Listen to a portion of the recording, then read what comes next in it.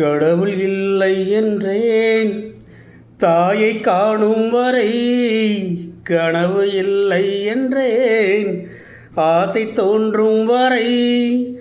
காதல் பொய் என்று சொன்னேன் உன்னை காணும் வரை, கவிதை வரியின் சுவை அர்த்தம் புரியும் வரை, கங்கை நீரின் சுவை கடலில் சேரும் வரை, காதல் சுவை என்று கண்டேன் காற்று வீசும் வரை, நேற்று இல்லாத மாற்றம் என்னது, காற்று என் காதில் ஏதோ சொன்னது, இதுதான் காதல் என்பதா, இளமை பொங்கி விட்டதா,